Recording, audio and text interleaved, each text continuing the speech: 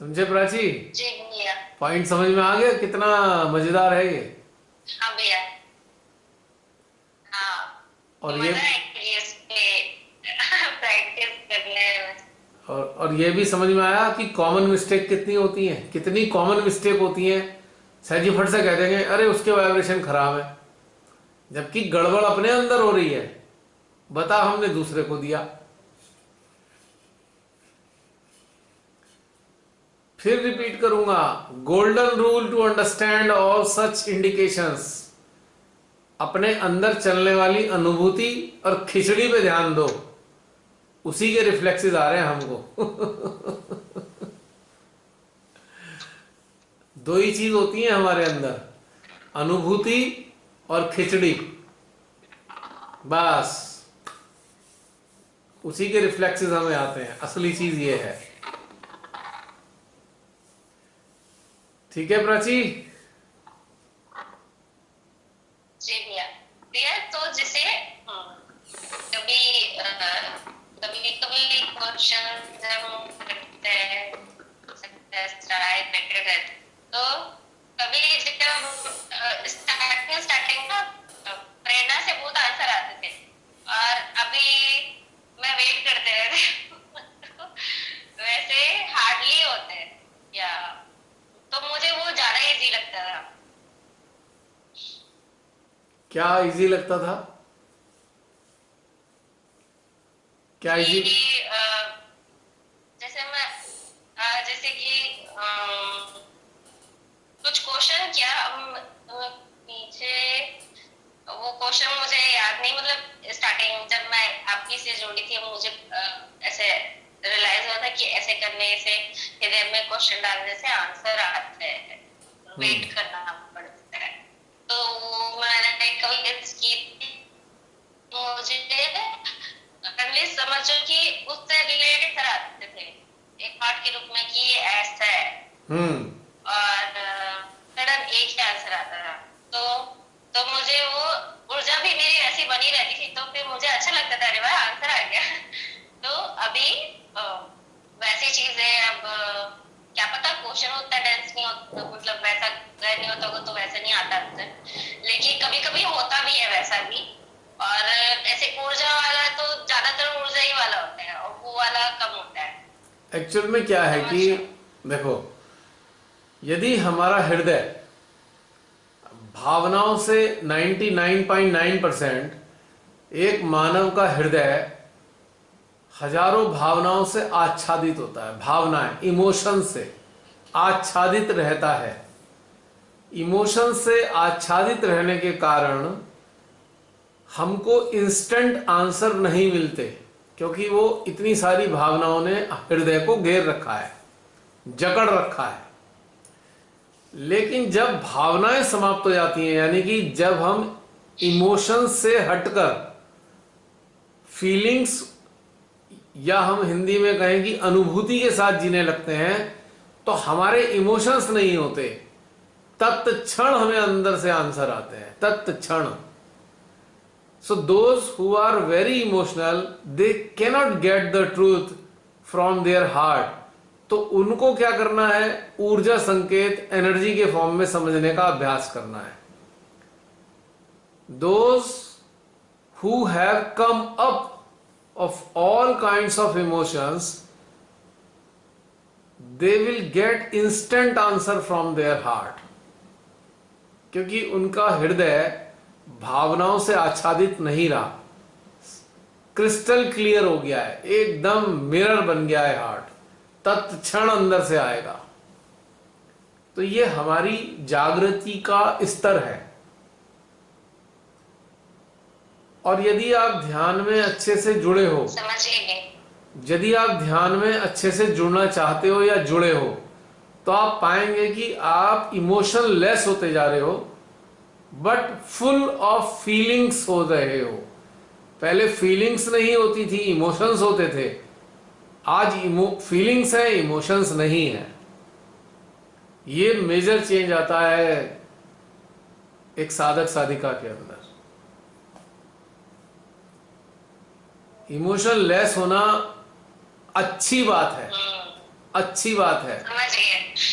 संसारिक लोग कहेंगे ये तो कितनी गलत बात बताई, इमोशनलेस थोड़ी होना चाहिए, क्योंकि इमोशनलेस होने से ही ट्रुथ का पता लगता है। ट्रुथ जान ही नहीं सकते इमोशंस की कंडीशन में। जैसे आजकल मॉनसून का टाइम चल रहा है और इतने सारे बादल घिर जाते हैं तो सूर्य उदय नहीं होता, सूर्य दिखाई नहीं देता, प्रकाश नहीं दिखाई देता। इसी प्रकार से इमोशन रूपी, भावना रूपी बादल जब हृदय रूपी सूर्य के आगे आ जाए तो फिर प्रकाश यानी कि ज्ञान छुप जाता है, ज्ञान उदय नहीं होता या ज्ञान प्रकट नहीं होता। तो emotions are harmful for a साधक और साधिका। We must keep away from all kinds of emotions, because all the emotions belongs to materialistic world only, and on the contrary our feelings belongs to divine only. Feelings comes from divine and emotions come from mind. कितना बड़ा अंतर है, drastic. So if you entangle into your mind you will get negative indications. If you are connected with God, with divine, you will get positive science, positive indications as ऊर्जा संकेत। Clear? बिल्कुल भैया, मुझे दिख गया कि क्या हो रहा है।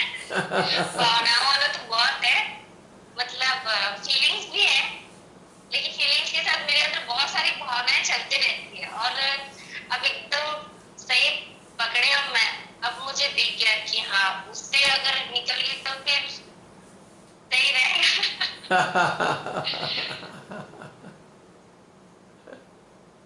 बढ़िया, मुझे दो चीज पता चली अपने ग्रोथ के लिए भी। एंड सेकेंडली, ऐसे बहुत एक इंटरेस्टिंग बात और बताता हूं इसी से related. Desires produced by emotions and feelings generated by needs.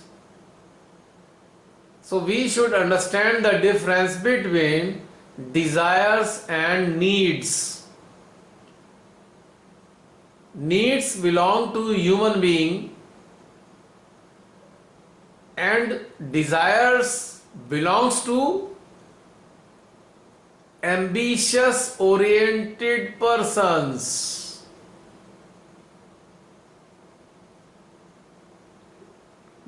Desires belong to ambitions.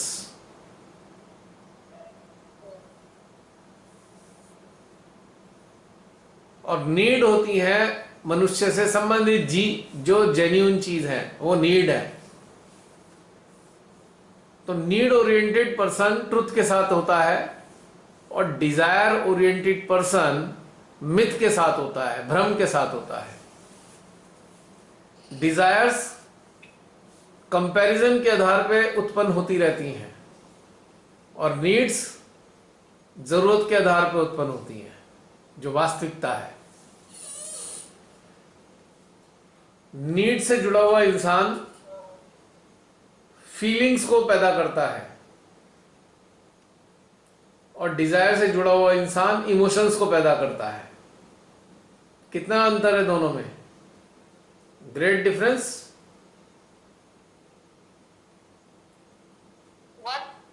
ऐसे अपनी फीलिंग्स और डिजायर को जज करने के लिए वो फाइन लाइन है, मतलब हम मिस जज भी कर सकते हैं बहुत आसानी से, बहुत आसानी से। फीलिंग और इमोशन में अगर समझना हो तो इस चीज से समझ लो कि कोई आवश्यकता है क्या इच्छा है।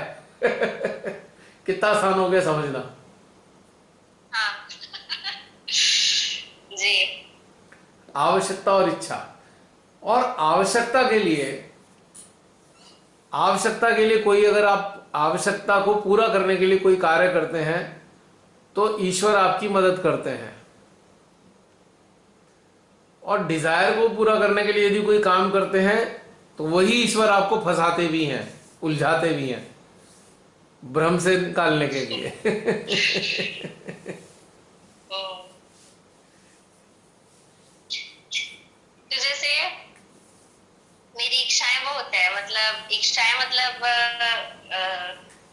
आध्यात्मिक लेवल पे कि मुझे ऐसा लगना चाहिए, मैं उधर पहुंचनी चाहिए, और ये सारी, तो ये मेरी आवश्यकता भी है, ये मेरी डिजायर है। क्योंकि अगर थर्ड स्टेप पे हूँ और मैं सोचूं कि मेरी डिजायर है कि मैं 100 स्टेप पे पहुंचूं, तो मतलब कि मेरी आवश्यकता भी 4th सीढ़ी की है, बट मैं डिजायर कर रही हूँ कि 100 तक पहुंच जाऊं।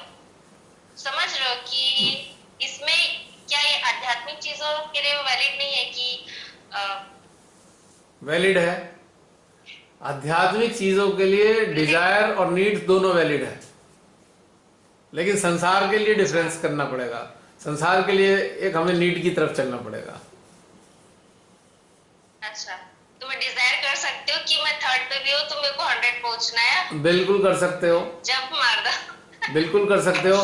ये वाला कंपटीशन, ये जो हमारे अंदर कंपैरेटिव कंपैरिजन या कंपटीशन होता है, इसको गॉड माइंड नहीं करते, बल्कि मदद करते हैं। ठीक है। एक इंटरेस्टिंग बात यह है कि स्पिरिचुअल फील्ड में डिजायर और नीड दोनों ही वैलिड हैं, लेकिन मेटेरियलिस्टिक वर्ल्ड में नीड वैलिड है, डिजायर वैलिड नहीं है। मैंने अभी बताया था ना कि स्पिरिचुअल होने के डबल फायदे हैं। स्पिरिचुअल होके आप संसार का ही मजा लेते हो और अध्यात्म का ही मजा लेते हो। इसी प्रकार से यहां पर डिजायर भी वैलिड है और नीड भी वैलिड है स्पिरिचुअल वर्ल्ड में, लेकिन मेटेरियलिस्टिक वर्ल्ड में केवल नीड वैलिड है, डिजायर मिथ है।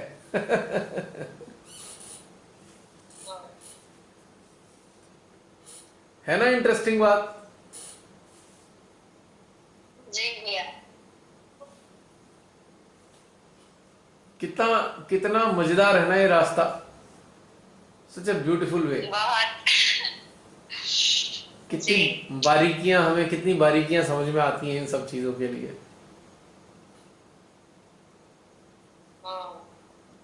और जब ये बारीकियां समझ में आती हैं तो हम उन्नत होते चले जाते हैं चेतना स्तर पे। कितने उन्नत होते हैं।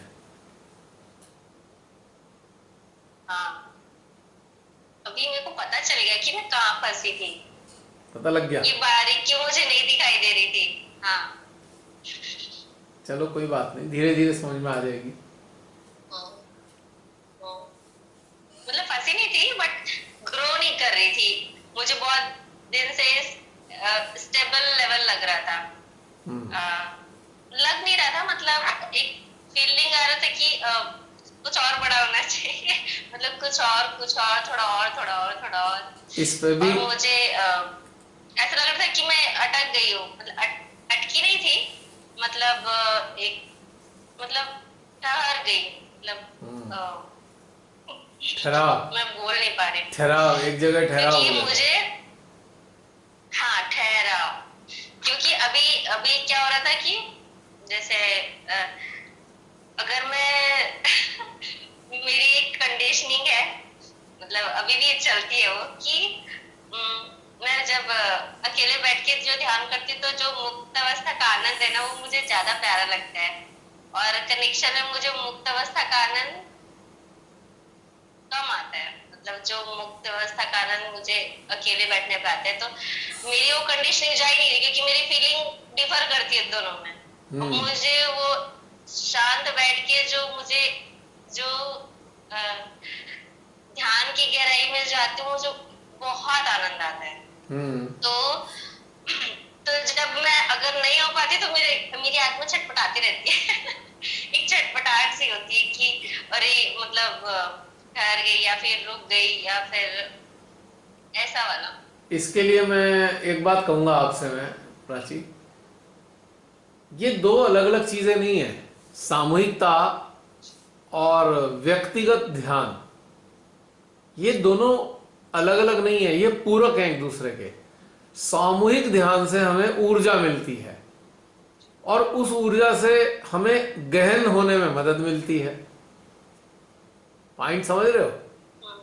जब हम सामूहिक ध्यान करते हैं तो सारे जो लोग भी शामिल हैं उस ध्यान में, उन सबकी ऊर्जा भी हमें प्राप्त होती है और वो ऊर्जा हमें गहराई में जाने में मदद करती है। जैसे कि अगर आप एक जना घर में पैसे कमाए और 4 जने पैसे कमाए, मान लीजिए एक जने को 10,000 रुपये मिलते हैं, 4 जनों को कितने हो गए? 40,000 मिले। तो एक घर की आवश्यकता 10,000 में पूरी नहीं होगी, लेकिन 40,000 में पूरी हो जाएगी उसी घर की आवश्यकता। यानी कि हमारा एक व्यक्तित्व, हमारा जो शरीर है, या हम एक शरीर में रहते हैं, तो इस शरीर में गहन होना है हमें, इस अस्तित्व में हमें गहनता पानी है। तो यदि हमें सामूहिक ऊर्जा अगर हमें मिल जाए तो गहनता में उतरने की शक्ति हमें प्राप्त होती है। तो इसलिए दोनों चीजें एक दूसरे की पूरक हैं, अलग अलग नहीं है।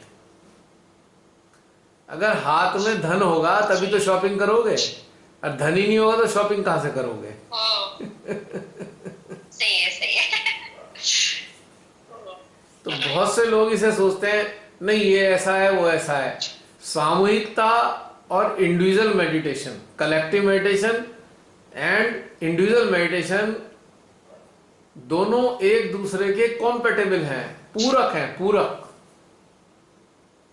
अलग अलग नहीं है, एक दूसरे के सहायक हैं। यदि आप गहन नहीं होंगे तो सामूहिक ऊर्जा आपको ज्यादा नहीं मिल पाएगी। अगर सामूहिक ऊर्जा प्राप्त होंगे तो गहन होने की शक्ति मिलेगी। तो दोनों एक दूसरे के पूरक हैं। इसलिए श्री माताजी ने यह हमें बताया कि बेटा हफ्ते में एक बार सामूहिक ध्यान में बैठो और प्रतिदिन नित्य अपने साथ जुड़ो, गहनता में उतरो।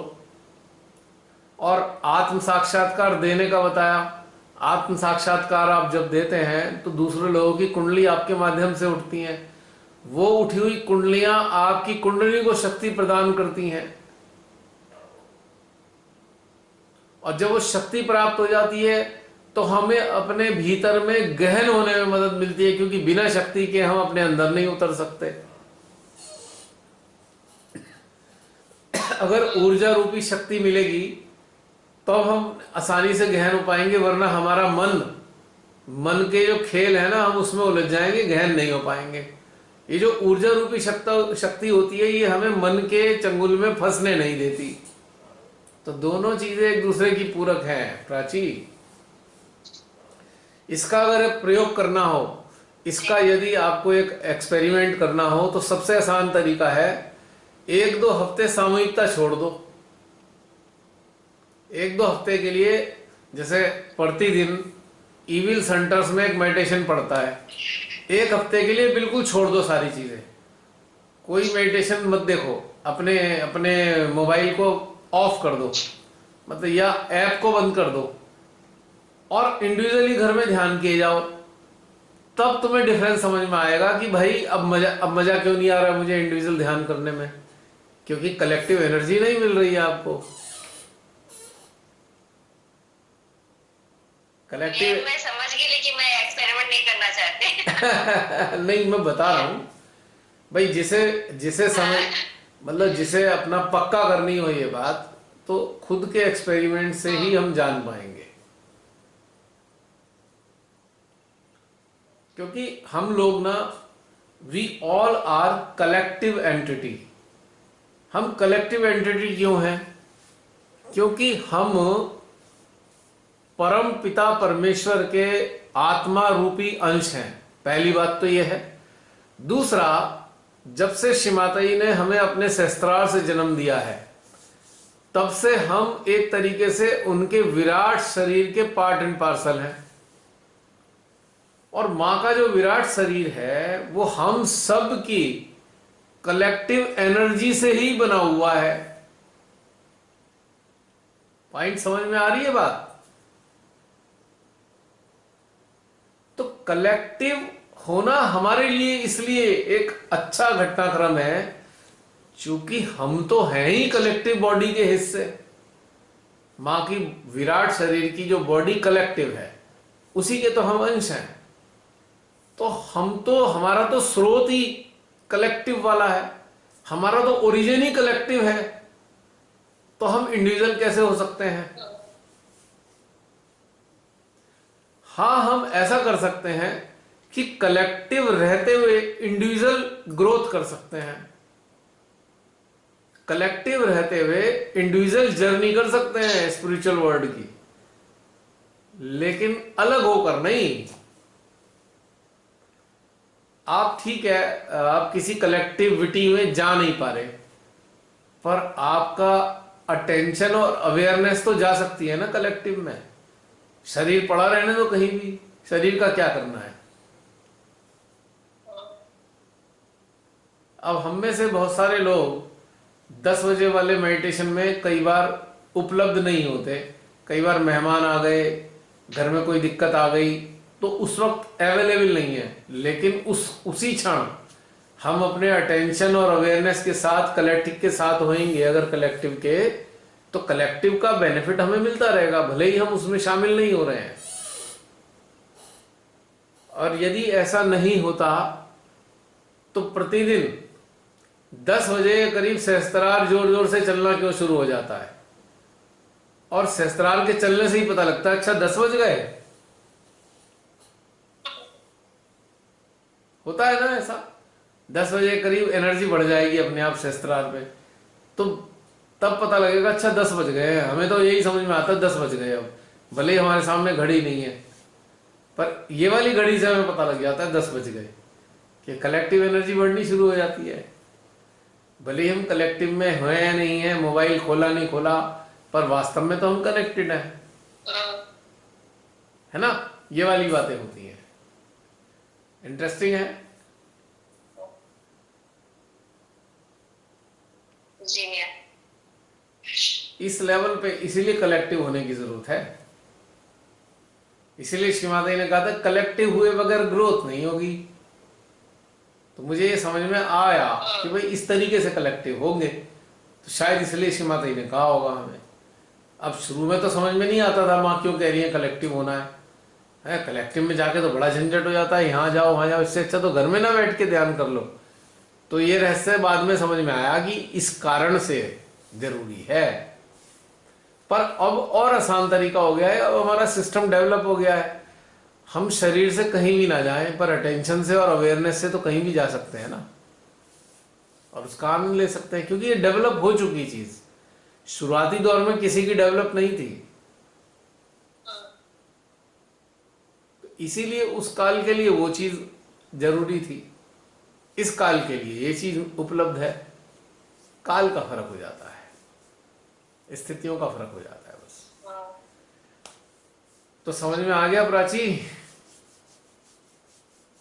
जी भैया। भैया जैसे आप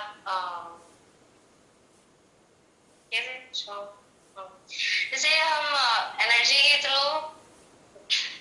ऐसे क्वेश्चन पूछ रहे हैं, एनर्जी के थ्रू फ्यूचर में जा सकते हैं अपने खुद के, कि मेरा स्तर मतलब मैं कितनी ग्रो करूंगी या फिर ऐसा, मतलब हम वैसा देख सकते हैं, मतलब जैसे आपने कहा ना कि अगर हमारी मृत्यु हो जाती है, मतलब वो समय वाली बात चल रही थी क्वेश्चन, तो फिर मेरे अंदर वैसा क्वेश्चन आया कि मतलब कि जब भी मेरी मृत्यु होगी तो मेरी चेतना का स्तर क्या होगा। तो वो चीजें देख सकते हैं कि वो तो कि वो नहीं, अभी प्रेजेंट में नहीं, ही वो नहीं देख सकते चीजें नहीं देख सकते ना? नहीं, वो नहीं देख सकते। इसलिए नहीं देख सकते क्योंकि वो अभ्यास पे टिकी हुई चीजें हैं, प्रारब्ध से मिली नहीं है। वो जो चीज हमें प्रारब्ध से मिली है, पूर्व जीवन से जो हमें प्राप्त हुई है, वो हम देख सकते हैं। अगर ज्ञान गहन ध्यान की गहराई में जाएंगे तो आपको पता लग जाएगा। लेकिन ये चीज नहीं देख सकते क्योंकि ये हमारे अभ्यास के ऊपर टिकी हुई है और हमारी इच्छा पे टिकी है। है ना? मान लीजिए पिछले जीवन में हमने जो भी कार्य किया उसके परिणाम हमें इस जीवन में मिलने हैं, तो हम ये भी महसूस कर सकते हैं कि इस जीवन में आर्थिक रूप से भौतिक स्तर पे हम क्या प्राप्त करेंगे। ये महसूस हो जाता है, अक्सर महसूस हो जाता है कि हाँ ये प्राप्त कर सकते हैं, लेकिन ग्रोथ का नहीं पता लग सकता। स्पिरिचुअल लेवल पे आप नहीं जान सकते अच्छा। क्योंकि ये केवल केवल हमारे अभ्यास पे टिका हुआ है मामला।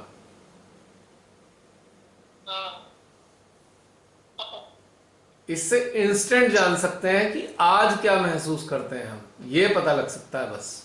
आज हम कहां पर हैं, भविष्य में कहां पर होंगे ये नहीं जान सकते हम, क्योंकि ये हमारे लिए गलत है, प्रोहिबिटेड भी है और रॉन्ग है। जान ही नहीं सकते। ईश्वर के अलावा कोई नहीं जान सकता, ईश्वर जानते हैं क्योंकि उन्होंने ही रचना की है हमारे घटनाक्रम की। लेकिन ईश्वर ने भी फ्रीडम दी है हमें। अगर हमने कहा जी हम देखना चाहते हैं, आज हमने देखा, तो हमने किस आधार पे देखा, आज की ग्रोथ के हिसाब से। पर आगे की ग्रोथ तो अभी हमने की ही नहीं है, तो आगे का पता कैसे चलेगा। मान लीजिए आप कोई सामान EMI पे खरीदना चाहते हैं। आपने कहा मुझे एक कार खरीदनी है EMI पे, तो फाइनेंस कंपनी या बैंक कहेगा आप RTI दिखाओ अपनी, रिटर्न कितनी देते हो। रिटर्न देख के वो देखेंगे भाई दे भी पाओगे या नहीं दे पाओगे।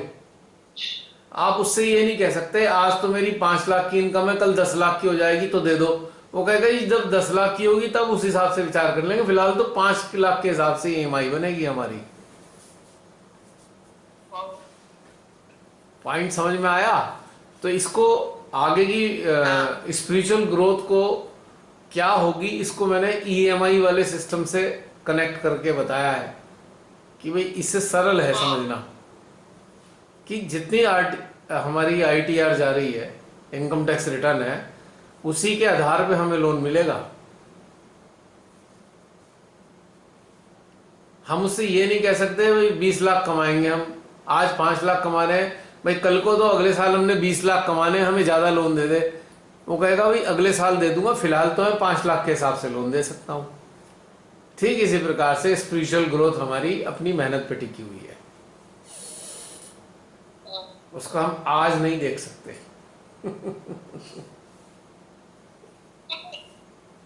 मेरे अंदर ना एक पहली बार डर आया था, मतलब कि मृत्यु के टाइम मैं उस स्तर पे रहूंगी कि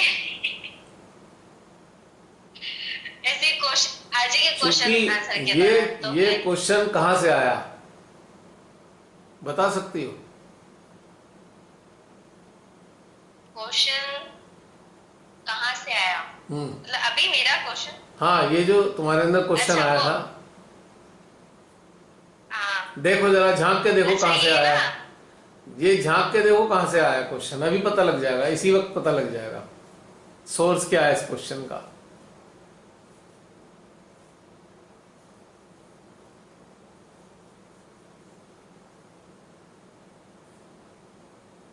यार इतनी सरल बात है। अगर ये हृदय से ऐसे क्वेश्चन आते ही नहीं है, क्योंकि हृदय वर्तमान पे टिका हुआ है। ये ऐसे क्वेश्चन माइंड से आते हैं, क्योंकि वो पेंडुलम की तरह प्रेजेंट और पास्ट, फ्यूचर और पास्ट का चक्कर होता है उसका। अब चूंकि फ्यूचर नाम की तो कोई चीज होती नहीं, फ्यूचर तो कुछ है ही नहीं। पास्ट का जो काउंटर रिएक्शन है वो फ्यूचर है। पास्ट का जो डेटा है, डेटा के आधार पे माइंड जो कैलकुलेट कर रहा है वो फ्यूचर है। अगर फ्यूचर माइंड की कैलकुलेशन पे टिका है तो इसका मतलब तो इससे बड़ा कोई मिथ नहीं है संसार में। और हृदय कभी ऐसे क्वेश्चन देता नहीं है, क्योंकि हृदय वर्तमान में रहता है। छोटी सी बात थी, सही बात है। पॉइंट समझ में आया? तो ये तुम्हारा क्वेश्चन माइंड से आया, तो माइंड से तो बेकार है मामला। हाँ।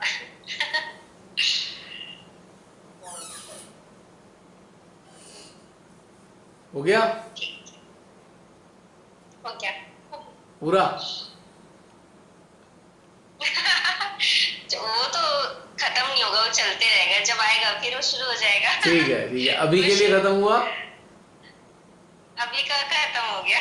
चलिए चलिए चलिए। एक क्वेश्चन था मेरा जो मैंने पहले सोचा था, जिसे सोच मतलब फील किया था कि जो एनर्जी हम जब हम कनेक्ट हो रहे होते हैं, तो जो हम सहस्त्रार से ग्रहण करते हैं, कि जब हम रोम छिद्रों से भी जब वो स्टेट आती है कि रोम छिद्रों से भी वो एनर्जी हम ले रहे होते हैं, तो क्या डिफरेंस होता होगा कि मतलब वो मैं क्वेश्चन नहीं कर पा रही, फीलिंग थी एक्चुअली वो कि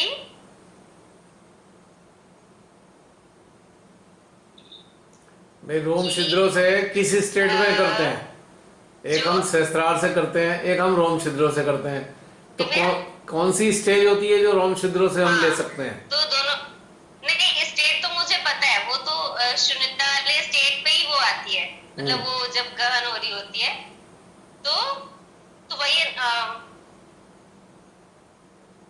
मैं क्वेश्चन नहीं कर पा रही हूँ। तो मतलब दोनों का डिफरेंस जानना चाह रही हो, क्या जानना चाह रही हो? हाँ, कि उसकी एनर्जी जो है, जो हम सहस्त्रार से लेते हैं वो हमारे हृदय में ग्रहण होती है, और जो रोम छिद्रों से आती है अ, अ, वो किस जैसे क्या रोम छिद्रों के भी अंदर कुछ कि वो क्षेत्र बस है मतलब। अरे यार, मेरे को क्वेश्चन नहीं करना चाहिए था, देखो ऐसा है, डेवलप नहीं हुआ अभी क्वेश्चन। मुझे लगता है कि शायद तुम्हारा आशय इस बात से है कि सहस्त्रार से तो हम ग्रहण करते ही हैं माँ की ऊर्जा को, ठीक है, तो रोम छिद्रों से कौन सी ऊर्जा ग्रहण करते हैं, किस प्रकार का प्रभाव पड़ता है इस चीज का, या कैसे मदद करते हैं रोम छिद्र हमारे, है ना? और हाँ, मतलब मोटा मोटा यही मुझे समझ में आ गई। एक्चुअली क्या होता है कि सहस्त्रार को तो बनाया ही परमात्मा ने इसी काम के लिए है कि ये आदि शक्ति की ऊर्जा को ग्रहण करेंगे, ठीक है, क्योंकि ये सहस्त्रार टॉप मोस्ट है, हमारे शरीर के सबसे ऊपरी हिस्सा है। तो जो एनर्जी की जो एक लेवल है एनर्जी का, तो सबसे हाईएस्ट लेवल जो होता है एनर्जी का, वो सहस्त्रार से हम रिसीव करते हैं। अब चूंकि सहस्त्रार के नीचे बाकी बहुत सारे अंग प्रत्यंग होते हैं हमारे, लेकिन सारे रोम छिद्रों पे बैठे देवता ही हैं, डेटीज ही बैठे हैं उन सब पे। रोम अगर तालु भाग पे भी रोम छिद्र हैं, उन पे भी देवता बैठे हैं, इधर भी देवता बैठे हैं। जैसे कि गाड़ी होती है ना, गाड़ी में कल पुर्जे हर जगह होते हैं, इंजन भी होता है तो इंजन के अलग कल पुर्जे हैं, उसके और बहुत सारे कल पुर्जे हैं, वो कहीं नीचे होते हैं कहीं ऊपर होते हैं, कनेक्टेड है एक दूसरे से। लेकिन ये जो रोम छिद्रों से हम ग्रहण करते हैं, हमारे चारों तरफ क्या है बता सकते हो? हमारे शरीर के चारों तरफ क्या है?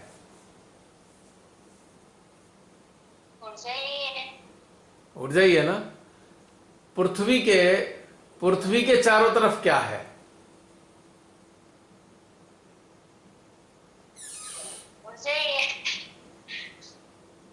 Exactly exactly। तो हाँ, अंतरिक्ष है ना। अंतरिक्ष का मतलब ये हो गया कि जहां अनंत शक्तियां मूव करती हैं।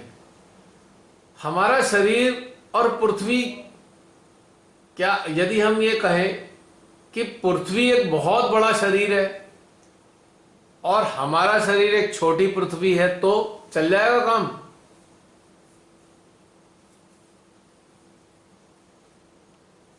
है प्राची?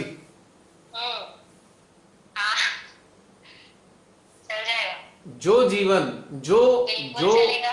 जो बनावट देखने में, हम देखने की बनावट पे नहीं जाते, जो उसका सेटअप है पृथ्वी का, लगभग वैसे ही सेटअप हमारे शरीर का भी है ऑलमोस्ट। तो उस पृथ्वी के चारों तरफ भी मां आदि शक्ति है, और इस शरीर रूपी पृथ्वी के चारों तरफ भी मां आदि शक्ति है। आम हालत में हम मां आदि शक्ति को सहस्त्रार से ग्रहण करते हैं, अभ्यास है। क्यों? क्योंकि जब तक हमारा ये 10वां द्वारा नहीं खुला था, तब तक हम आदि शक्ति की ऊर्जा ग्रहण नहीं कर सकते थे। लेकिन जब हमारे छिद्र खुल गए, सहस्त्रार के छिद्र खुल गए, आदि शक्ति का भ्रमण हमारे अंदर होने लगा ऊर्जा के रूप में, तो उनके खुलने से, उस भ्रमण के कारण हमारे सेल भी खुल गए, बॉडी के सेल भी खुल गए हैं अब। तो उसी शक्ति को हम इन छिद्रों के माध्यम से भी ग्रहण कर रहे हैं। अगर मैं इस तरीके से कहूं अब कि हमारा पूरा शरीर ही सहस्त्रार बन चुका है, अब जैसे ब्रह्मरंध्र है वहां पे, ये पूरे शरीर ही ब्रह्मरंध्र है। तो 1 मिनट होल्ड करना, बैटरी चेंज कर दूं। हाँ, अब बताओ। तो कहने का मतलब समझ में आया? हाँ तो हम अपने शरीर को शरीर ना मान के हम ये मान ले, मान लो हमारा पूरा शरीर ही हमारा तालू है, हमारा पूरा शरीर ही तालू भाग जैसा हो गया, क्योंकि खुल गया। अब आदि शक्ति को पूरा सिस्टम रिसीव कर रहा है, खाली सहस्त्रार ही नहीं कर रहा। इसीलिए जब हम अपने अटेंशन को अपने रोम छिद्रों पर डालेंगे, तो अटेंशन के जरिए क्या चीज जाएगी हमारे रोम छिद्रों के पास? आदि शक्ति, आदि शक्ति की शक्ति। हाँ, आदि शक्ति है शक्ति। तो इस प्रकार से हमारा पूरा शरीर ही ब्रह्मरंध्र जैसा हो गया है। अब एक एक सेल रिसीव कर रहा है, और ये बहुत लंबे समय तक, यदि ये हमारा 24 घंटे चलना शुरू हो जाए, एक इंटरेस्टिंग बात बता रहा हूं, यदि 24 घंटे हमारी स्थिति ऐसी हो जाए कि हमारे एक एक रोम छिद्र महसूस करने लगे, तो हमारा स्थूल शरीर प्रकाश में परिवर्तित हो सकता है, और प्रकाश की गति से मूव कर सकता है पूरा स्थूल शरीर। It can convert into energy body, and it can move anywhere at the speed of 186 mile पर सेकेंड।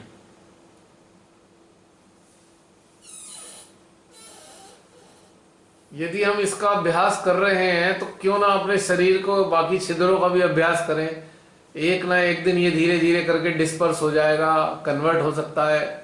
और इसके साथ एक खूबी क्या है साथ में जुड़ी हुई, जितना हम डिटैच होते जाएंगे संसार से, संसार की चीजों से जितना डिटैच होते जाएंगे, उतनी आसानी हमें प्रकाश में परिवर्तित होने में होगी स्थूल शरीर के।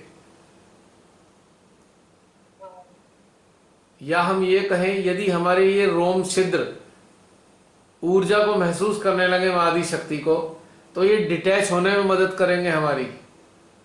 या हम कहें कि हम इतने डिटैच हो जाएं तो हमारे रोम छिद्र इस लायक हो जाएंगे कि आदि शक्ति को महसूस कर सकें। तो ये दोनों चीज भी पूरक हैं एक दूसरे की, जो भी पहले हो जाए। और जब हमारे पास ये सामर्थ्य आ जाएगा कि हमारे सारे के सारे 33 के 33 करोड़ों रोम छिद्र इसी प्रकार से सहस्त्रार बनकर ऊर्जा को ग्रहण करना शुरू कर दें और रिलीज करना शुरू कर दें, वो दिन हमारा लाइट में कन्वर्ट होने का होगा। अब स्थूल होते हुए भी हम सूक्ष्म होंगे। हम कभी भी हम अपने शरीर को प्रकाश में परिवर्तित कर सकते हैं, एनर्जी में, और इनको फिर दोबारा शरीर में धारण कर सकते हैं। कितना जल्दी जल्दी कर सकते हैं हम अपने शरीर को, कभी भी कन्वर्ट कर लो एनर्जी में, फिर स्थूल शरीर बना लो इसका। पहले जमाने के ऋषि मुनि कुछ ऐसे ही होते थे। They can transmit anywhere in the world और any planet with this procedure. अब ये तो मानसिक रूप पे तुम्हें एक इंफॉर्मेशन मिल गई, अब इस आधार पे कल्पना मत करने लगना। हाँ, इच्छा रख सकते हो। कल्पना में तो जाना ही नहीं है। नहीं नहीं नहीं, कल्पना पे जाना है। कल्पना ही साकार होती है अगर हम कल्पना ध्यान में करेंगे। अगर हम स्पिरिचुअल वर्ल्ड के हाँ लिए कोई मतलब कल्पना वही। करते हैं तो वो साकार होती हैं। क्योंकि कल्पना का आधार ही सत्य है। आज कल्पना इसलिए लग रही है क्योंकि वर्तमान स्थिति हमारी ऐसी नहीं है, लेकिन कभी आगे होगी तो वो कल्पना ही मूर्त हो जाएगी, साकार हो जाएगी। वो जो आज मोबाइल फोन है, 1986 में, 1900 बल्कि 80 में इस मोबाइल फोन के बारे में मैंने एक नॉवल में पढ़ा था। टेलीफोन विजन नाम रखा था उसका, टेलीफोन विजन।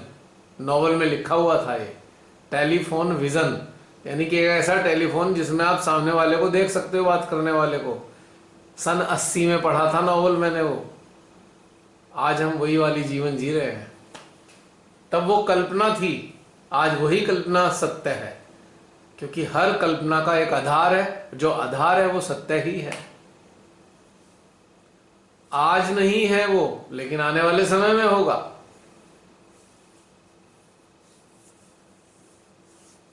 आज जो ये ड्रामा रच रहा है, आज ये जो सो कॉल्ड वायरस का ड्रामा चल रहा है ना, इस पे कई साल पहले एक हॉलीवुड मूवी बनी थी। उसी आधार पे आज यही हो रहा है, जैसी मूवी थी वैसे का वैसे ही आज हो रहा है घटनाक्रम। एक हॉलीवुड मूवी आई थी 2012 जिसमें दिखाया है पृथ्वी का अंत हो रहा है। उसके बाद जो सुनामी आया जापान में, बिल्कुल वैसे ही घटनाक्रम हुए जैसे उस मूवी में घटनाक्रम हुए थे। एग्जैक्टली बिल्कुल वैसे ही। पानी के जहाज सड़क पे आ गए और प्लेन जो खड़े हुए थे, एरोप्लेन जो है वो समुद्र में चले गए। उसमें भी, मूवी में भी दिखाया था और वास्तव में घटना भी वैसे ही हुई।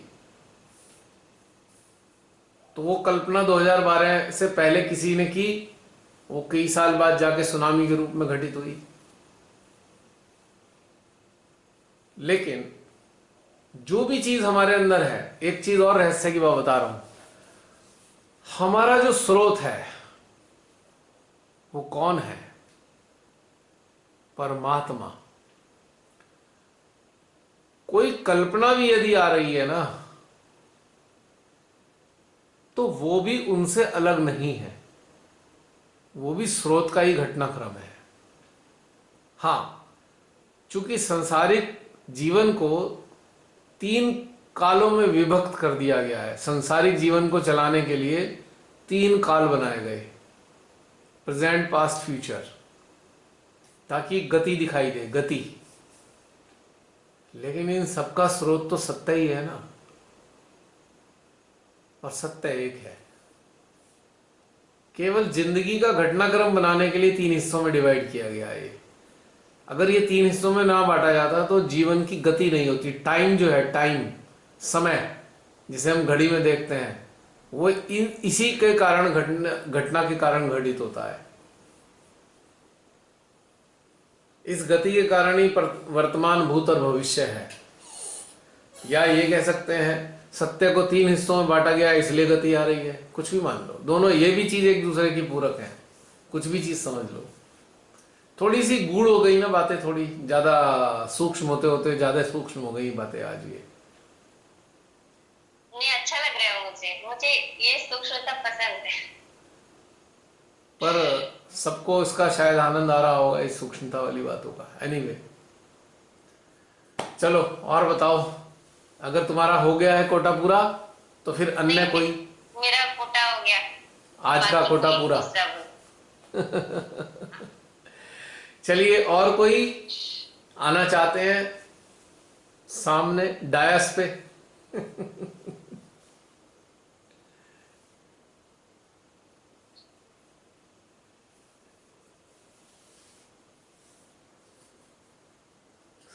बाकी लोग सो तो नहीं गए?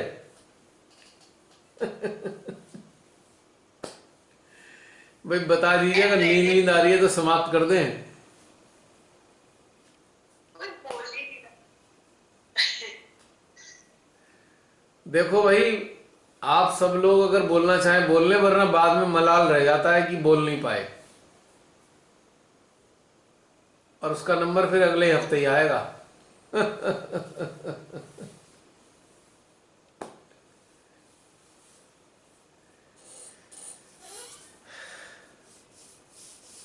तो समाप्त कर दे, कोई बोल नहीं रहा है, ठीक है भाई। देखिए, ये समय आपका है और मौका भी आपका है, और इसे निकलने के बाद फिर कम से कम एक हफ्ते तक का मामला गया। अपनी ये जो आज की ध्यान की यात्रा थी, जो भी कुछ लोग बताना चाहते हैं तो बताइए,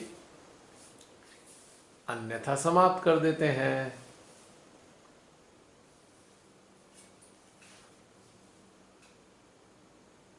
"24 participants are still there", 42 से 24, कुछ लोग सोने चले गए।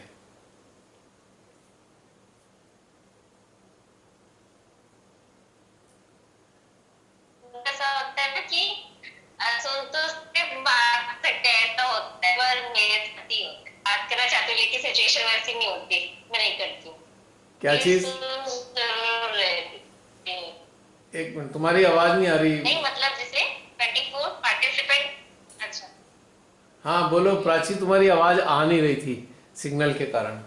हाँ अभी बताओ। अभी अभी नहीं, मैंने कहा कि जो 24 पार्टिसिपेंट्स है, तो अभी ऐसा होता है ना कि रात हो गई तो सिचुएशन ऐसी होती है कि हम बातें सुन रहे होते हैं, लेकिन बोल बोल नहीं सकते, उसके लिए फिर अलग से जाना पड़ेगा या निकल के वो व्यवस्था करनी ओके पड़ेगी। ओके। तो वैसा वैसा कंडीशन है, क्योंकि ऐसी कंडीशन में मैं भी कई बार फंसे रहती हूँ, तो मन में बहुत लगता है यार तुम बाहर जाओ, थोड़ा बात कर लो। अभी ये मान सकते अभी हैं। मैं इसलिए बाहर रूम में आके उनको क्वेश्चंस करने थे, बहुत सारे इकट्ठे थे, तो मैं फाइनली दूसरी जगह आके बैठ के यहाँ से क्वेश्चन आराम से हाँ कर आई भी पाऊंगी, अंडरस्टैंड, सुन भी पाऊंगी, ऐसा रहता आई अंडरस्टैंड। आज मैं बात समझ सकता हूँ। मैं तो भाई देखो, मेरा काम है कहने का, पूछने का, कि भाई देखो ना, अभी ये सेशन चल रहा है, है। अगर कोई बातचीत नहीं है तो समाप्त कर देते हैं, बातचीत है तो चलेगा, सीधी बात। ये सब तो आप ही लोगों के लिए है ना भाई। मेरे हाँ, लिए, तभी से मेरे लिए इसकी कोई उपयोगिता नहीं है, लेकिन आप लोगों के लिए इसकी बहुत उपयोगिता है। मेरे लिए इतनी उपयोगिता है कि मुझे आनंद आता है आप लोगों की सबकी जो कंपनी है या कहीं सामूहिकता है, आनंद आता है, लेकिन वास्तव में सबसे ज़्यादा उपयोगी आप लोगों के लिए है ये।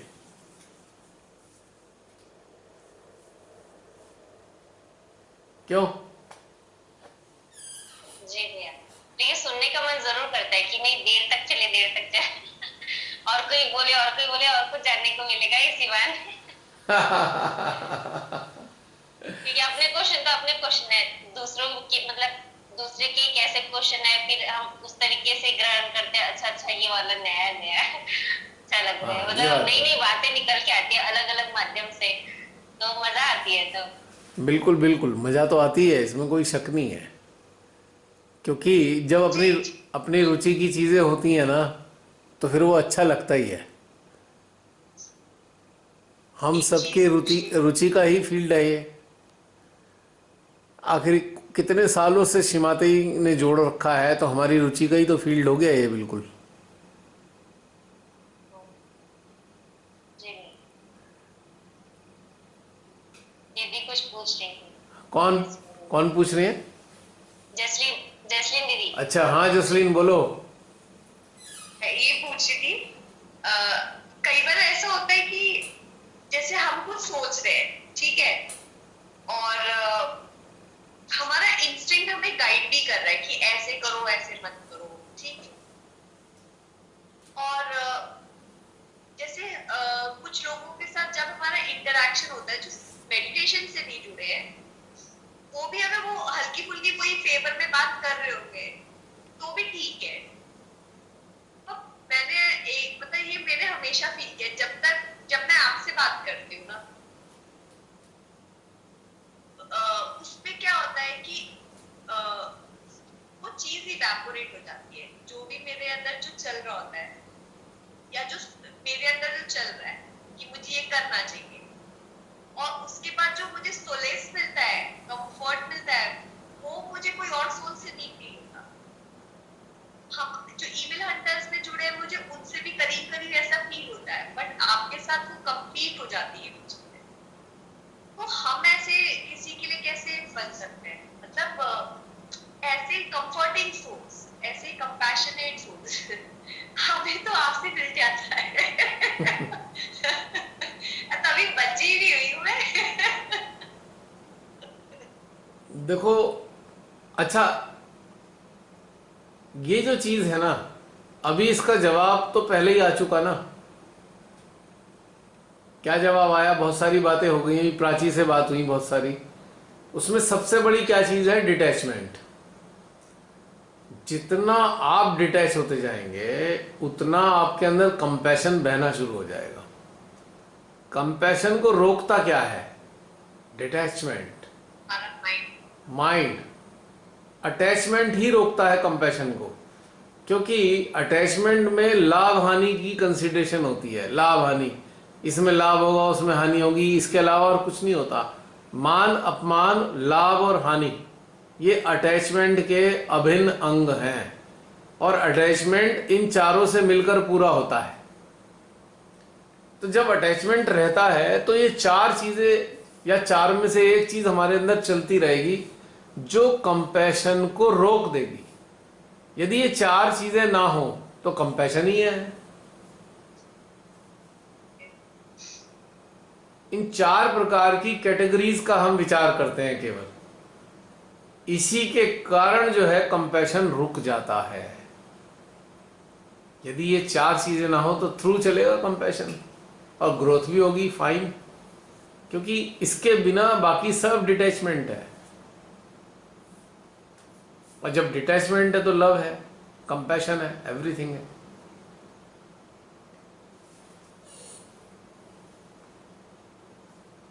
लोग डिटैचमेंट को प्रेम विहीनता समझते हैं।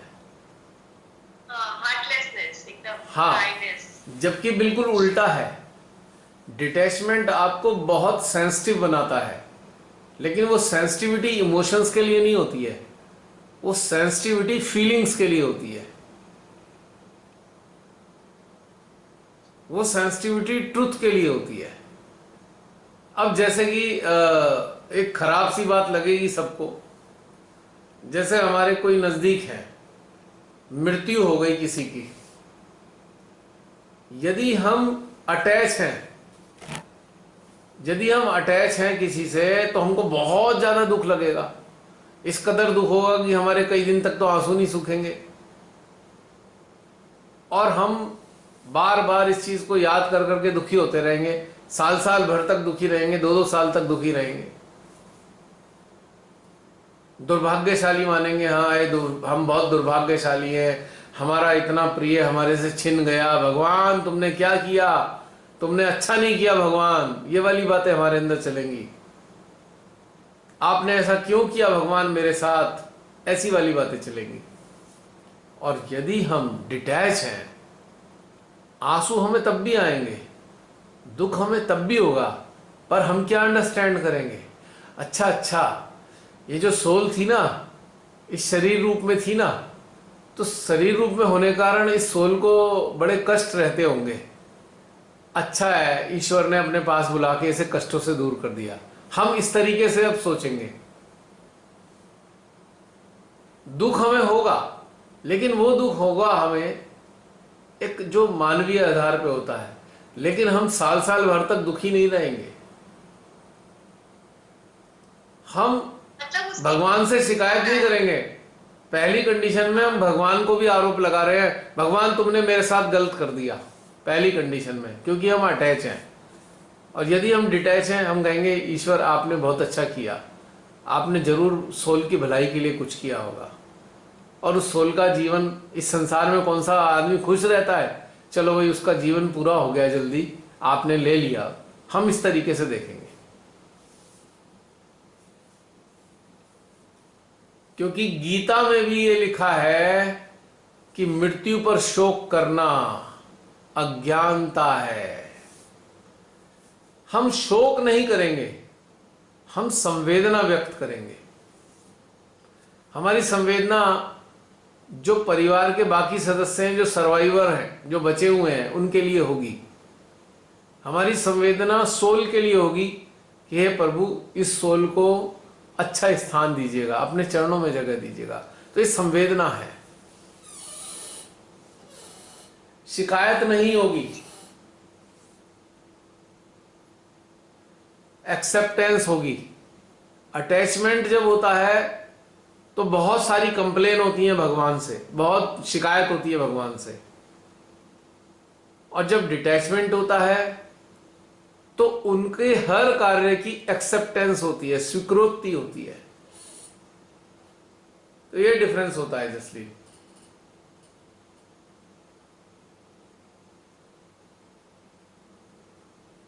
पॉइंट समझ में आया?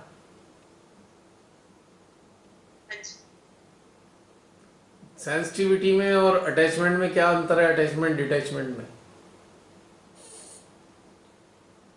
तो जब ये हो जाएगा हर चीज से डिटैचमेंट, घटना घटी, कोई हमारे साथ घटना घटित हुई, अब हम उस घटना के बारे में सोच रहे हैं ऐसा क्यों हो गया, ऐसा क्या हुआ होगा, अच्छा अब ऐसा हो गया है तो आगे क्या होगा। तो यहाँ पे गड़बड़ क्या हो गई है? हम चिंतन नहीं कर रहे, हम अटैच हो गए घटना से। अब हमारी बुद्धि भ्रष्ट हो जाएगी, क्योंकि घटना से ही अटैच हो गए। अब उसकी विचारों की चेन चलती रहेगी, पता नहीं कब तक पीछा छोड़े वो, और डिप्रेशन भी देगी, कभी एग्रेशन देगी, विचारों की चेन। तो ये अटैच हो गए, घटना से अटैच हो गए। और एक दूसरा स्टेट क्या है? कोई घटना घटित हो गई, हमारे ही विरोध में क्यों ना हुई हो, हम कहेंगे अच्छा प्रभु तेरी मर्जी, हमने छोड़ दिया उसे, ये कहा अंदर से और छोड़ दिया। अब जब छोड़ दिया तो विचार भी नहीं आ रहे उसके। तो दोनों में डिफरेंस आया परले परा समझ में? दो एक ही अलग अलग स्थितियां बन रही हैं, लेकिन घटना एक ही है, हमारी मन स्थिति अलग है।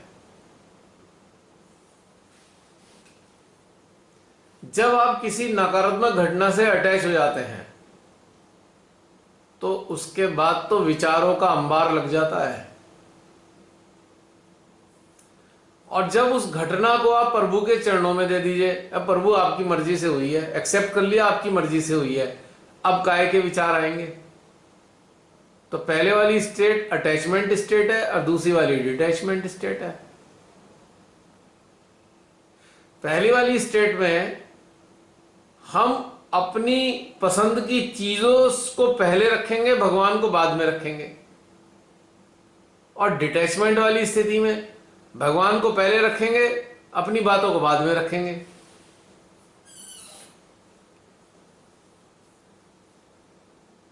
तो ये डिफरेंस है जसलीन।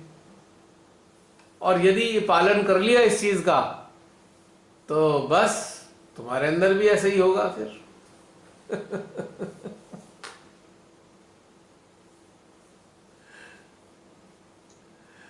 मतलब इंसान की भी फितरत बड़ी अजीब है।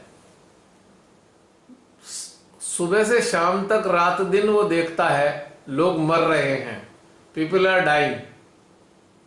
चाहे कोई बहुत अमीर है, चाहे कोई गरीब है, चाहे मध्यवर्गीय है, मरते ही सब कुछ छूट गया, यहीं छूट गया, सब कुछ जाना है। डेली हम देखते हैं। लेकिन आश्चर्य की बात क्या है, ये सब देखते हुए भी हम समझना नहीं चाहते उस घटनाक्रम को जो हमारे सामने घटित हुआ है। किसी की मृत्यु का घटनाक्रम हो रहा है, उसके आफ्टर इफेक्ट भी हम देख रहे हैं उसके परिवार में, लेकिन फिर भी हम नहीं समझते। ये बड़ा इंटरेस्टिंग बात है। इसीलिए यक्ष के प्रश्न का उत्तर दिया था उन्होंने, युधिष्ठिर ने, कि दुनिया का सबसे बड़ा आश्चर्य क्या है कि लोग रोज मरते हुए देखते हैं और सोचते हैं हम नहीं मरेंगे। हाँ, यही मैं कहने जा रही थी, हमें लगता है हमारे साथ ऐसा नहीं होगा। एग्जैक्टली। क्यों नहीं लगेगा? हमें क्यों लगता है ऐसा कि हमारे साथ नहीं होगा? because of severe attachment.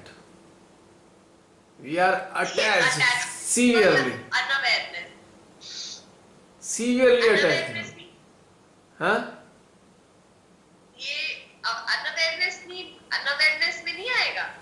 अरे भाई अटैचमेंट है ही अनअवेयरनेस का synonym. Awareness is equal to detachment, unawareness is equal to attachment.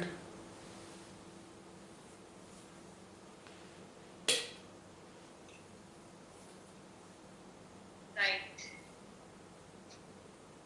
छोड़ते जाना चाहिए, जितना आप छोड़ दोगे उतना सुखी हो जाओगे। कर्तव्य नहीं छोड़ना है, कर्तव्य पूरा करना है। घटनाओं का परिणाम, घटनाओं के बारे में सोच सोच के सबसे बड़ा अटैचमेंट है नकारात्मक स्थितियों के साथ चिपक जाना।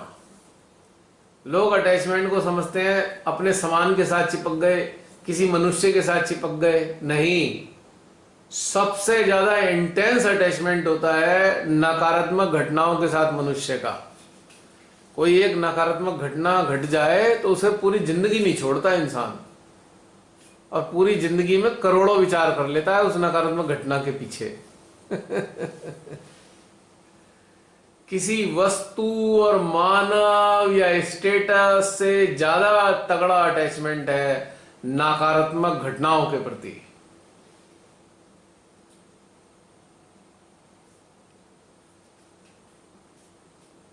क्योंकि रात दिन फिर वही वाले विचार चलते हैं। जो हमारे मानो बैड एक्सपीरियंसेस है, बैड मतलब बैड इन द सेंस कि मानो कोई एक्सीडेंट हो गया, या कोई आपने हार्ट ब्रेक महसूस किया, या चीटिंग, कुछ भी मतलब, और आपके अंदर एक वो जनरेट हो गया ना कि ये नहीं करना, ये मेरे लिए सही नहीं है। एक आपके अंदर फियर भी हो गया। जैसे मेरे अंदर एक कंडीशनिंग हो गई थी ना, मुझे हमेशा यही सिखाएगा तुम ही गलत हो, गलती तुम्हारी ही है। तो ये एक कंडीशनिंग क्रिएट हो गई, तो ये भी तो अटैचमेंट ही हुआ ना। हम अटैच हो गए उस चीज के, अटैचमेंट है। हमारे अंदर तभी तो कह रहा हूं ये सबसे नकारात्मक एडवर्स चीजें जो होती हैं उससे ज्यादा भयंकर तरीके से अटैच होता है मानव। अच्छी चीजों से अटैच कम होता है, नकारात्मक चीजों से ज्यादा अटैच होता है इंसान।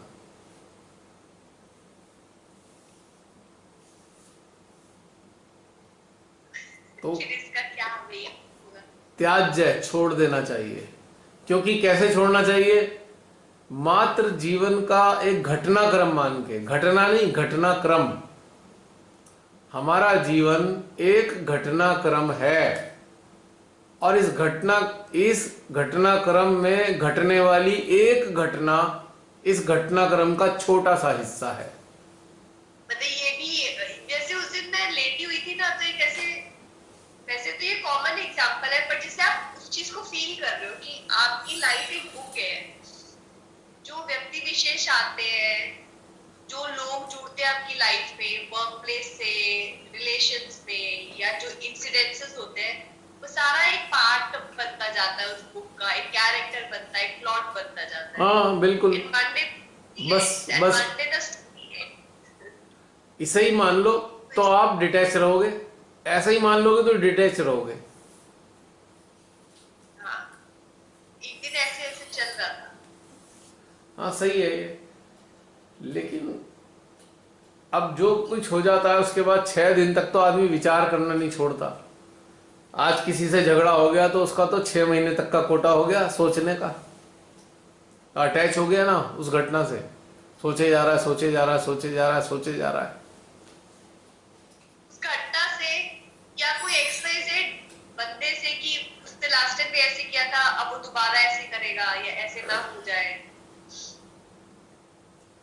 सबसे अच्छा तरीका है, जीवन को जीने का बेस्ट तरीका बता रहा हूं मैं, जो मुझे अनुभव होता है या हुआ है, या जो मैं अपनाता हूं। जो भी एडवर्स सिचुएशन हमारे जीवन में आती है, ठीक है, वो दुख पैदा करती है। तो इसकी दुख पैदा होने की नौबत ही मत आने दो। जो एडवर्स सिचुएशन आए उसे बस रिलीज कर दो अपने माइंड से, रिलीज माइंड से कर दो। और जो अच्छी चीजें हो हमारे जीवन में उसकी मेमोरी को अपने पास रखो, समय समय पे रिफ्रेश करने में काम आएगी मेमोरी। टाइम टू टाइम उस अच्छी मेमोरी से आप रिफ्रेश होते रहोगे और जीवन के प्रति नजरिया आशावान रहेगा। जैसे किसी की मृत्यु हो जाती है, मृत्यु सांसारिक स्तर पे एक नकारात्मक घटनाक्रम है, परिजनों को बड़ा कष्ट होता है, लेकिन शरीर को, मृत शरीर को हम या तो जला देते हैं या दफना देते हैं। ठीक है, इसी प्रकार से एक नकारात्मक घटना भी मृत शरीर के समान है। It should be treated like a dead body. नकारात्मक घटना को हमें एक मृत शरीर की तरह ट्रीट करना चाहिए, जिसे जला दिया जाए या दफना दिया जाए। खत्म, झंझट ही खत्म हो गया। अब एक डिफरेंस ये आया कि अब जैसे अटकना तो देख लेते हैं, अटक रहे हैं, ये फंस रहा है मामला यहाँ पे या इन्वॉल्व हो रहे हैं, बट उसमें ओवरकम करने में ही बहुत मुश्किल हो जाती है। ये डिफरेंस हो गया।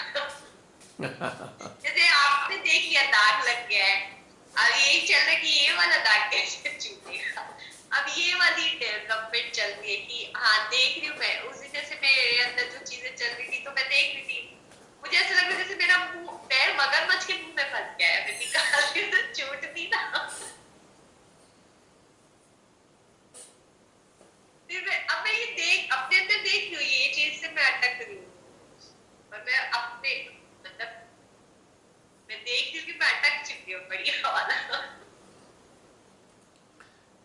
जो अगर आपको लगता है कि आपका पैर मगरमच्छ के अंदर अटक गया, ठीक है, आपका शरीर वहां से अलग नहीं हो पा रहा मगरमच्छ के पैर से, तो अपने सूक्ष्म शरीर को अलग कर लो, हट जाओ इस शरीर से, खत्म, जीरो हो गई वैल्यू इसकी। भाई अपने शरीर से हट जाओ ना, क्योंकि शरीर से अटैच हैं, शरीर से इस कदर अटैच हैं कि मगरमच्छ के अंदर फंसा हुआ पैर कष्ट दे रहा है, तो शरीर से हट जाओ। नहीं मतलब वो सिचुएशन ऐसी फील हो रही है ना। हाँ, आई अंडरस्टैंड, आई अंडरस्टैंड। कोशिश कर रही हूँ सिचुएशन, तो अपने मन सिचुएशन, सिचुएशन फील कौन करा रहा है? मन। तो उससे हट जाओ, खत्म हो गया, झमेला ही खत्म हो गया। आज मेरे अंदर एक चिंतन आ रहा था, निशा से बात करी थी, मैंने कहा जब आत्मा से जुड़ते हैं तो अमन हो जाता है, और जब मन से जुड़ जाओ, पूरी तरीके से घुस जाओ तो दमन हो जाता है। बिल्कुल सच्ची बात है। मैंने कहा बस यही एक्सपीरियंस चल रहा है, दमन हो गया, अभी अमन में जा रही हूँ दोबारा। ये दो आइलैंड के बीच में हमारी कश्तियां डोलती है, ज्यादा टाइम अमन में रहना चाहिए हमेशा। इसमें भी एक चीज जोड़ूंगा, जब आप दमन महसूस करो तो दमन का शमन कर दो। जब दमन महसूस करो, दमन का शमन कर दो, खत्म, फिनिश।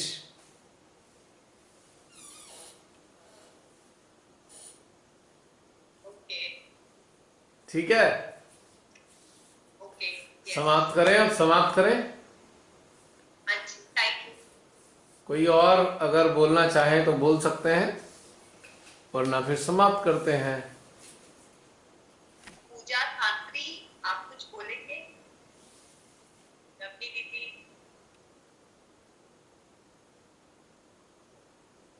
आप पूजा आ गई। शुक्र है, वरना मैं कैमरा निकाल लेता, फिर पूजा कहती है एक चीज पूछनी है।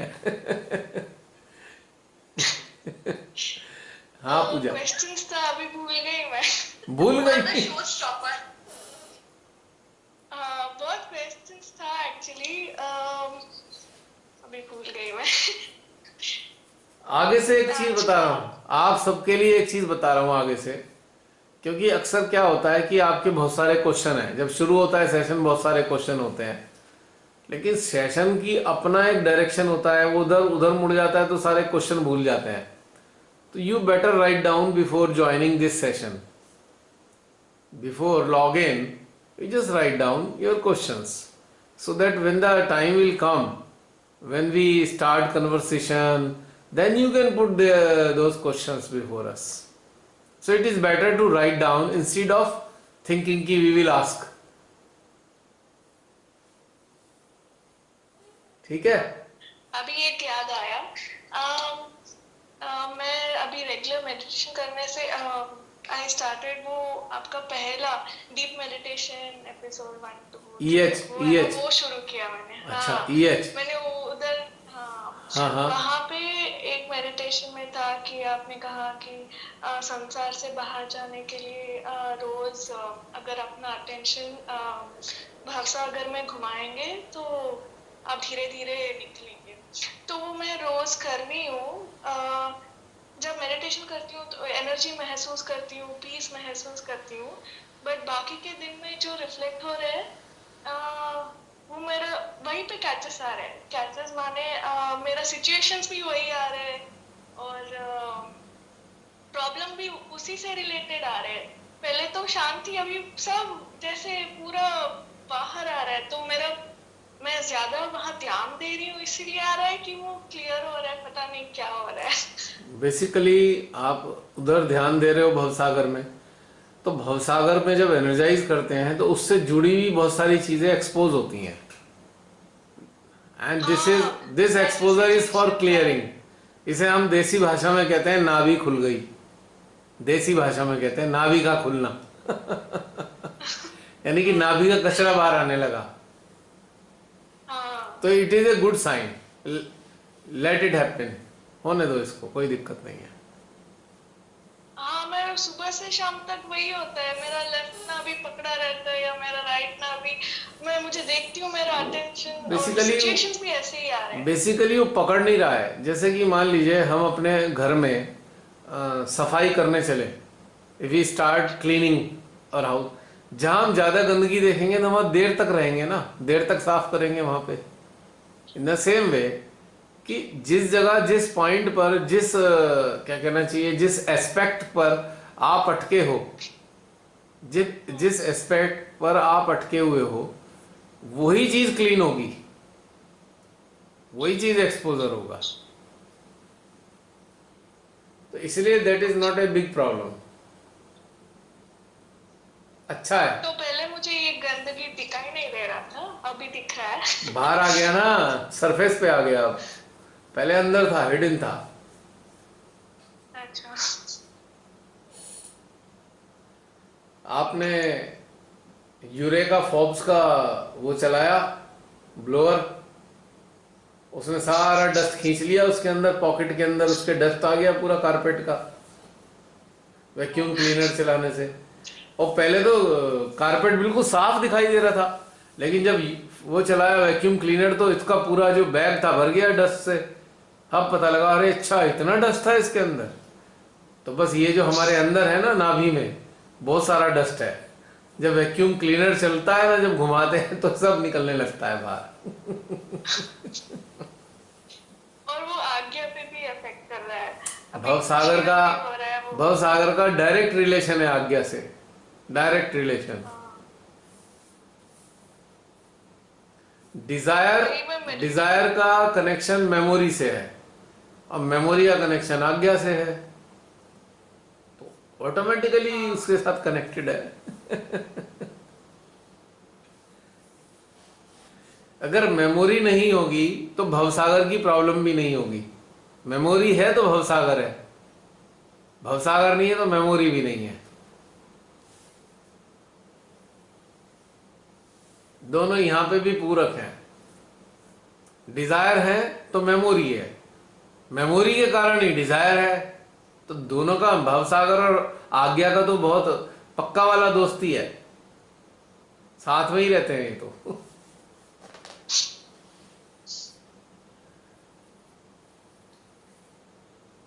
तो अच्छी बात है, इसलिए you should not be worried about. After some time you will feel very very relaxed कि चलो विष भी निकला, अमृत भी निकला, अमृत रख लिया और विष फेंक दिया हमने। भवसागर से दोनों निकलता है ना, अमृत भी निकलता है, विष भी निकलता है। मंथन शुरू हो गया ना, अटेंशन जब घुमा रहे हैं इसका मतलब मंथन हो रहा है सागर का, और जब सागर का मंथन होता है तो विष भी निकलता है, अमृत भी निकलता है। ठीक है। क्लियर? यस भैया। इस ऐसी जब, हाँ हाँ बोलो बोलो। नहीं, हम आप बताइए भैया। नहीं, मैं कहा जैसी किसी की जिस किसी साधक साधिका की ऐसी स्थिति आती है तो मैं तो उसको कॉन्ग्रेचुलेटी बोलता हूँ, कॉन्ग्रेचुलेटी करता हूँ कि वाह बढ़िया चीज, अब ये शुरू हो गया खुलने का सिलसिला, गुड।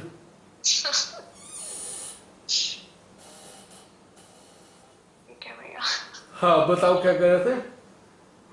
हाँ, कि वो आज का वो मेडिटेशन, वो जब क्वेश्चन पूछ रही थी,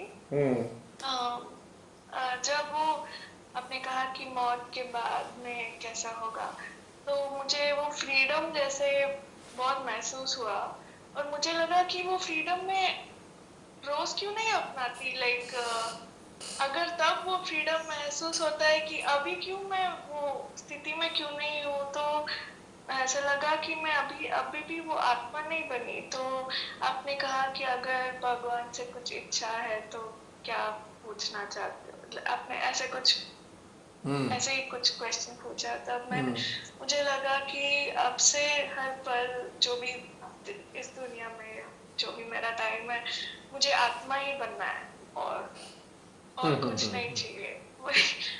मुझे वो फ्रीडम मुझे बहुत अच्छा लगा, बट ऐसा लगा कि यहाँ पे क्यों ऑब्लिगेशंस के साथ में वो सब पकड़ी रहती हूँ जैसे।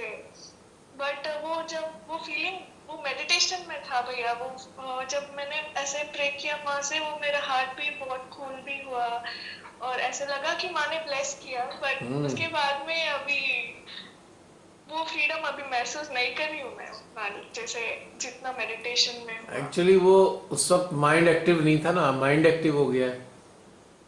माइंड एक्टिव है तो फ्रीडम नहीं है, माइंड सोया हुआ है तो फ्रीडम ही फ्रीडम है। जैसे एक मदर होती है ना, मदर, उसका छोटा बच्चा अगर सोया हुआ है तो माँ को फ्री है, वो बहुत सारे काम कर लेगी, आराम से सो भी जाएगी। लेकिन बच्चा जाग रहा है तो भाई वो तो फिर एंगेज रखेगा ना। तो मन तो बच्चा है ना, अभी वो तकलीफ देता ही है।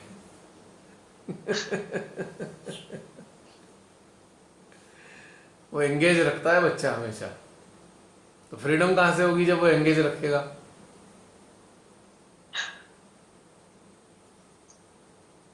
तो मन रूपी बच्चे को सुला दो, माँ के सेंट्रल हार्ट में बैठी हुई माँ के गोद में डाल दो मन के बच्चे को, आप फ्री हो गए बस।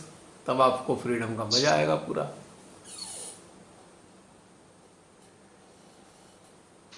और यदि बच्चे को माँ ना दिखाई दे तो कितना शोर मचाता है, कितना तंग करता है बच्चा,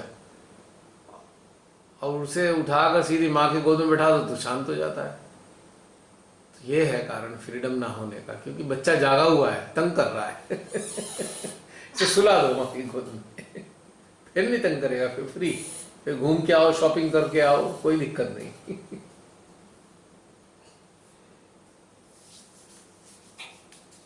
है ना? और बताइए पूजा, फिनिश या है? वो बच्चे पे अटेंशन नहीं रहता, जब चिल्लाता है तभी पता चलता है। Correct correct.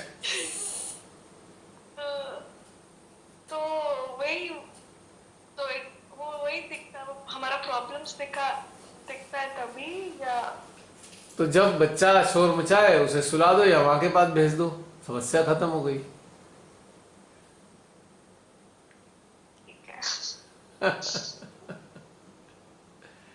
इस पूरी दुनिया में जिसको भी जो प्रॉब्लम है वो है ही मन के कारण। अगर मन को सही ठिकाने लगा दो तो कोई प्रॉब्लम ना हो, प्रॉब्लम में भी प्रॉब्लम ना हो। दो प्रकार की प्रॉब्लम होती है, एक नेचुरल है जो बाहर से आ रही है, और एक प्रॉब्लम हमारी इंडिविजुअल है जो मन से पैदा होती है। यदि मन सोया है तो नेचुरल प्रॉब्लम भी प्रॉब्लम नजर नहीं आएंगी, और अगर मन जागा हुआ है तो कोई प्रॉब्लम है भी नहीं, फिर भी बहुत सारी प्रॉब्लम है।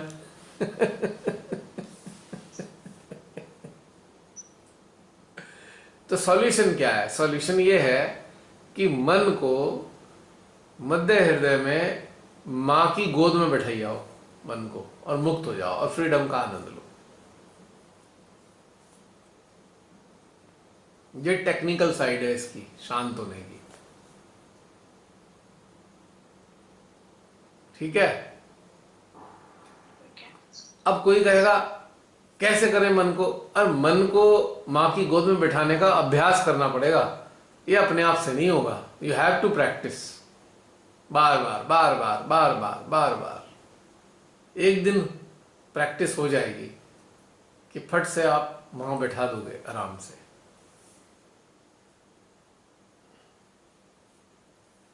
और भैया पहले जब मैं मेडिटेशन करती थी तो हमेशा माँ के स्पीच सुन के करती थी, और माँ के स्पीच या ऊर्जा से हमेशा वो थॉटलेस रहता था, बट वो मेरा प्रॉब्लम सॉल्व नहीं होता था, जैसे सेल्फ कंसोलेशन वो नहीं होता था।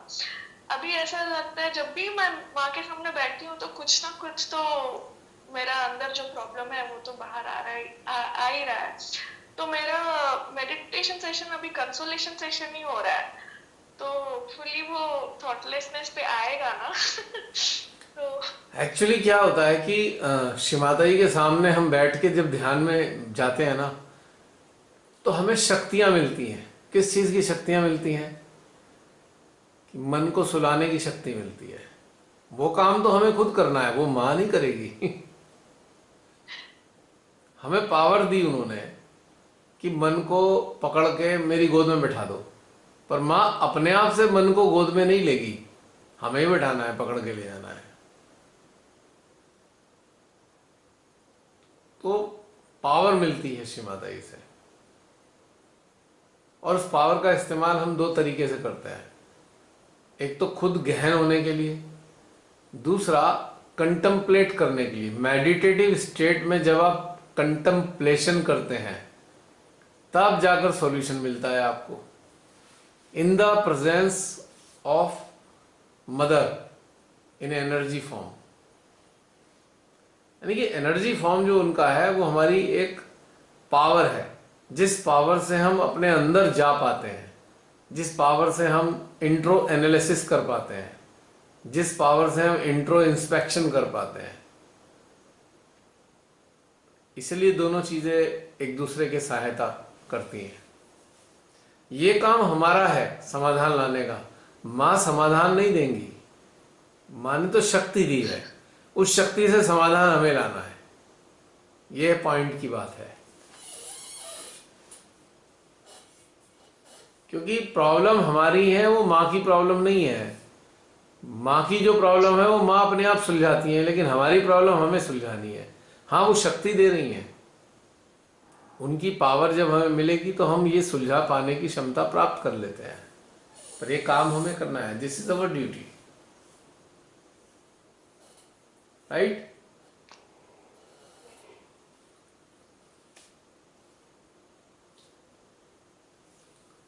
हो गया? हो गया। Okay, thank you so much for participation. Thank you भैया। नो भैया, हमारा this is what I enjoy. अभी तो हर सैटरडे आया तो बस मैं फ्राइडे से ही सब घर में बोल देती हूँ, सर कल कुछ नहीं, आफ्टरनून तक मेरा कुछ काम नहीं है, उसके बाद ही। तो अभी हस्बैंड खुद लंच बनाते। अरे बाप रे! अरे भाई, ये तो अत्याचार हो रहा है हस्बैंड के ऊपर। कुछ पहले बना के रख दिया करो। नहीं, बजे भैया, ऐसे कुछ नहीं। बस फिर तो करना पड़ेगा। चलिए कोई बात नहीं, कोई You बात have given a good message. नहीं, बट हाँ, अभी तो सैटरडेज में वही वही है कि बोलती है सैटरडेज में किसी को मिल नहीं रही हूँ, वही यही है। तो वीक में एक दिन तो मेरे लिए बनता है। चलिए ये मान सकते हैं। तो देखिए लाइफ तो कोऑपरेशन पे टिकी है ना, एक दूसरे को कोऑपरेट करते हैं तब लाइफ आगे चलती है। So it is not bad, it's okay. नहीं, अगर मेरा सैटरडे नहीं हुआ तो पूरा वीक वो रिन्यू नहीं होता है। अब देखो ना, मैं इसको इस तरीके से कह सकता हूँ। अब जैसे एक कपल है, हस्बैंड वाइफ दोनों हैं, बच्चे हैं, तो तीन तरीके के लोग हो गए परिवार में। बच्चे हो गए, हस्बैंड हो गए, वाइफ हो गए, तीन तरीके के हो गए लगभग। एक छोटा परिवार इसी तरीके से कहते हैं। अब हस्बैंड भी अपनी हॉबी पूरी कर लेता है किसी न किसी रूप में। उसकी हॉबी है, कोई रीडिंग है, कोई हॉर्स राइडिंग है, कोई स्विमिंग है, कोई बैडमिंटन है। तो ये हॉबी हस्बैंड पूरी कर रहा है, राइट। बच्चे अपनी हॉबी पूरी कर रहे हैं, लेकिन वाइफ के लिए क्या रह गया? वाइफ की हॉबी अगर पूरी करने का तरीका यह है कि वाइफ को मेडिटेशन करके अपनी हॉबी पूरी करनी है, तो ये एक अंडरस्टैंडिंग डेवलप करनी होती है कि चलो भाई तीन तरीके के लोग हैं परिवार में, तो तीनों की एक दूसरे की हॉबी पूरी करने में एक दूसरे की हेल्प कर रहे हैं। तो ये चीज़ वैलिड होनी चाहिए।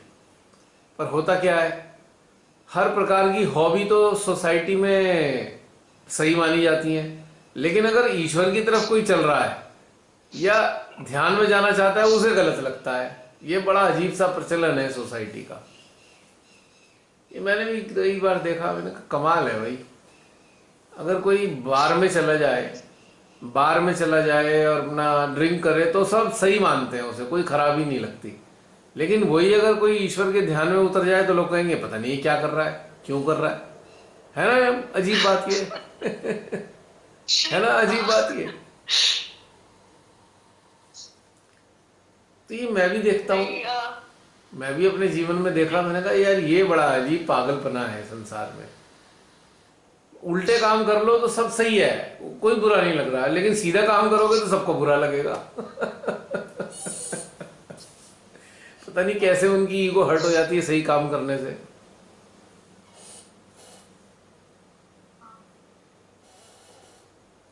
बात क्या होती है कि हमारे माइंड जो है डेविल कंट्रोल करता है। अब डेविल को तो पसंद वही काम आएंगे ना जो बिल्कुल anti nature, anti human, anti God होंगे। तो उसे क्यों अच्छा लगने लगा ध्यान? So those who are mind oriented means those person are devil oriented. Those person are controlled by devils and demons. So उनको ये ध्यान वाली बातें क्यों अच्छी लगेंगी? और जो खुद भी नहीं करते लेकिन समझते हैं इस बात को अच्छा है, वो कभी कुछ तकलीफ नहीं देते, ना इसे खराब बोलते।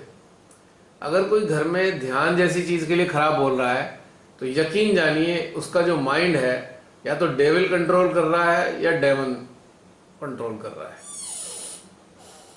ये बात पक्की है। तो इसीलिए अच्छे कामों के लिए हर एक कोई बुराई करता है और गलत कामों के लिए कोई बुराई नहीं होती। This is the main reason. Because devils support devils, demons support demons, right?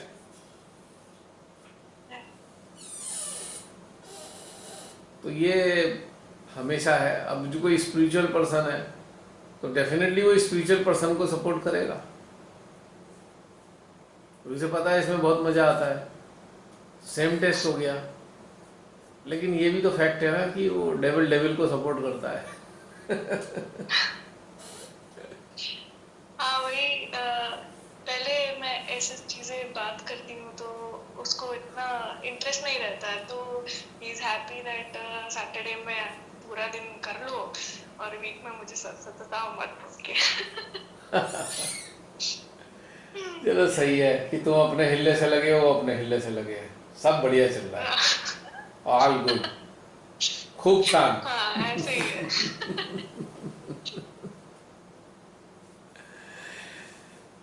चलिए पूजा हो गया, कुछ रह गया?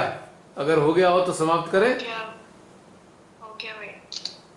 चलिए सभी को जय श्री माता जी। अभी भी अगर कोई कुछ कहना चाहे तो कह सकते हैं थोड़ी देर के लिए, इफ यू वांट, वरना फिर समाप्त अब करते हमारे हैं। हो गए हैं। हाँ क्या बोला? अब 21 चक्र 21 हो गए? 21 हो गया अपना। चलो कोरम पूरा हो गया। 21 स्टिल देयर। ओके, सभी को जय श्री माता जी। फिर मिलेंगे अगले हफ्ते इसी समय, यदि संभव हुआ तो, परमेश्वरी ने इजाजत दी तो। राइट?